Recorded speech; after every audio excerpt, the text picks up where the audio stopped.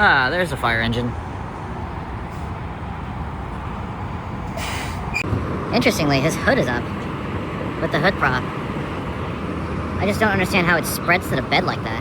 Like, that just looks like someone actually doused this thing.